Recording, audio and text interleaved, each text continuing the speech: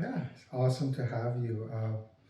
We often talk about one of the pillars of holistic ministry is the ability and the flexibility to work with different body of Christ in unity. And we thought our relationship, our church, Mission Church, and its partnership with Impact Life is an amazing demonstration of that partnership, don't you think? Absolutely. Yeah. So I thought maybe we can share some of our stories in the past few years. Maybe go back and start from the beginning, not from the book of Genesis. Yeah. I know as a pastor, probably your mind goes there. Okay, let's start there. But our friendship and our story together in Catalina, was it 2013 or 14? It was 2012, I think. Wow. No, it might have been 2013. It's getting so long that I can't remember the exact date. You know, I don't want to miss the 10th anniversary. So let's say it is 2013 so we can see. I think it is. I think it is 2013. I think so too, yeah. How was that for you? I remember I just met you and you had actually just come back from Sierra Leone at that time. Yeah. So tell me about that. How was that experience? Well, I think it was definitely one of those God appointments that just can't be denied, where God just put us together, because I wasn't necessarily supposed to be there on this trip that we're supposed to go on. The gentleman who was leading it, he called me up and said, "Hey, there's an extra spot. Do you want to come?" And it was a few days before, and then going there and then meeting you. And when I think about that trip, I think about that day where you and I were on this hike together, and the rest of the people kind of went off in their different ways, and you and I were hiking alone, just you and I just asked you to share your story, and you just, it's like you almost started at the beginning and shared, you know, growing up in the Middle East and then growing up in Europe, and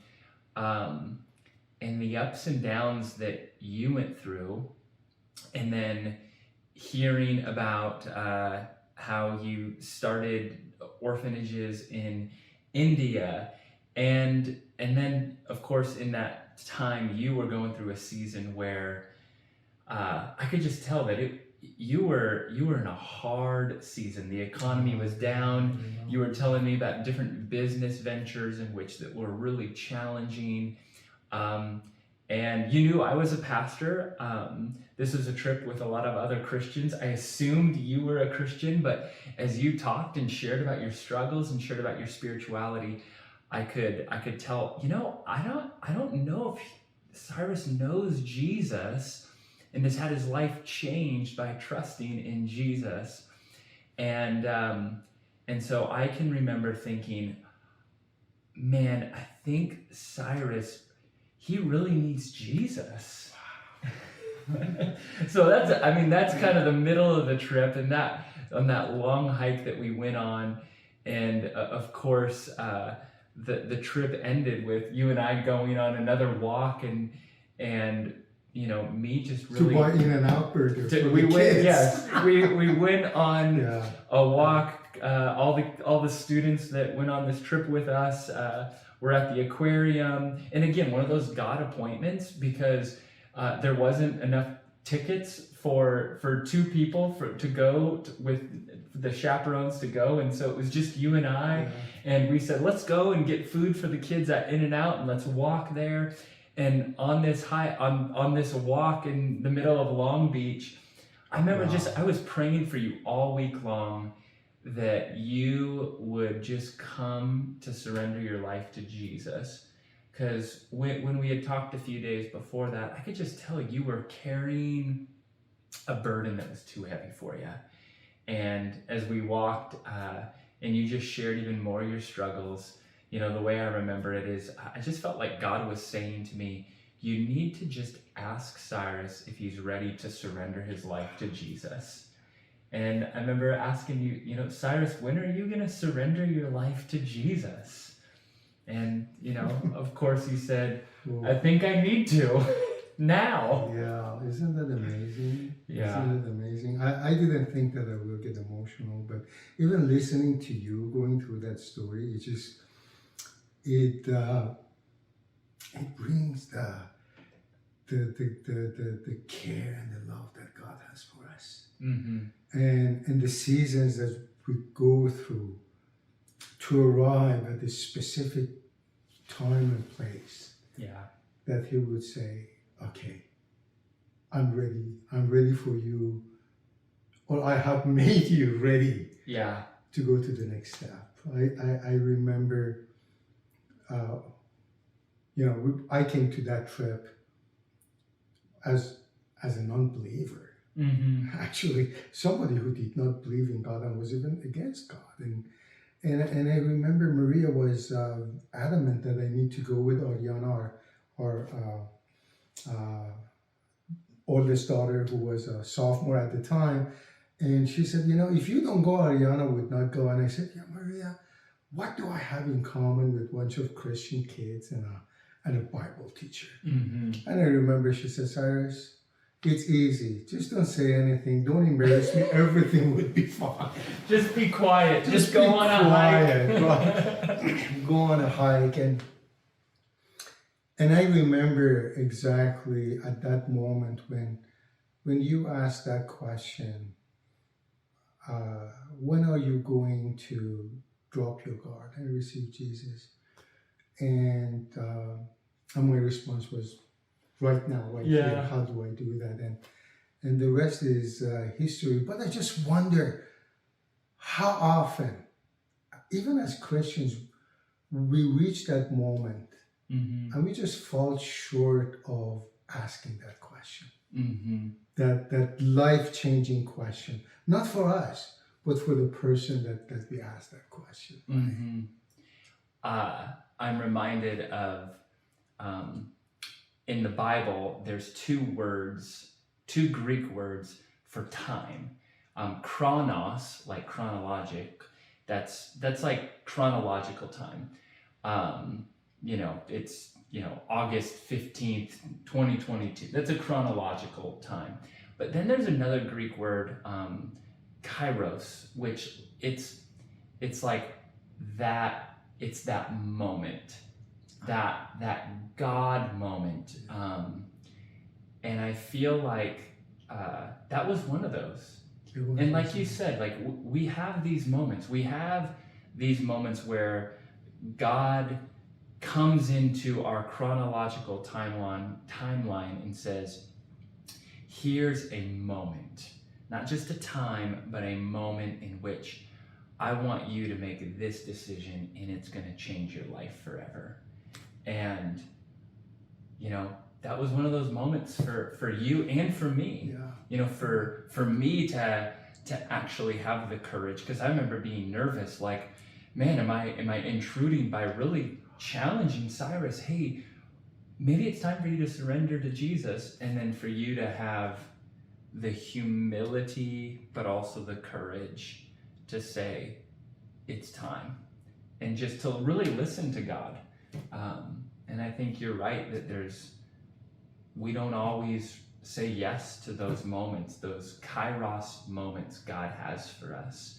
And we can just kind of breeze by them, not see them or not respond to them. And you responded yes and made the decision to follow Jesus.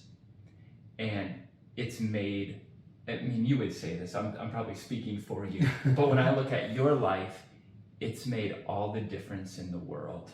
Like, imagine what would not have happened if 10 years ago you did not say yes to Jesus. We're talking about what God has done in the work in Sierra Leone that you and others have been a part of starting. That wouldn't be where that wouldn't be. Isn't that crazy to think about? I think that is I think about it all the time, and I'm glad the way you explain it. It makes total sense, because that question that you had the courage, maybe as a pastor, you had the awareness to bring up that question, and by me saying yes, both of us, spiritually, organizationally, individually, we were set on a trajectory that has impacted many lives, including ourselves. Mm-hmm. Right? I went on to Africa, Yeah. just because I had a passion for photography, and Africa was a bucket list. Yeah. Yeah. And Pastor Dan at the time, who was associate pastor with you, he was going, and then Van, who was boot on the ground and missionary there, said, "Cyrus, come over." I said, "Sure." Yeah. And I went there, and as a young Christian, I just didn't know what am I called to do, but I felt that after we came back, I was called to do something. Mm-hmm. And that something really was not very, at the same time as it was clear, Mm-hmm. I kind of felt that, okay, it is very similar to the question that you were ready to ask. For me, it was that question going back to me, okay, am I truly ready to say yes to Jesus? Mm-hmm. And what does that mean?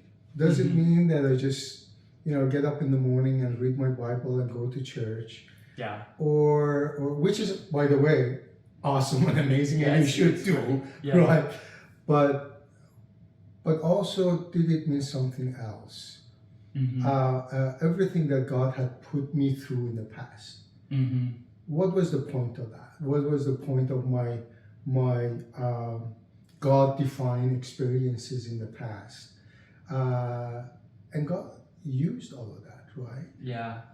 And I remember when the three of us, you, Pastor Dan, and I, were in front of the aquarium, and I think it was Pastor Dan who was praying over the three of us and the new formed brotherhood and relationship, and he said, I don't know, Lord, what you have planned for this relationship. Yeah. But we know that this is not an accident. Yeah. And I've been actually thinking about this a lot lately, but I think your story and your faithfulness to God is a great example of this, in that which there's a difference between someone saying, yeah, I believe in Jesus. I have faith in Jesus. And it's a whole nother thing for someone to say, I am deciding to follow Jesus. And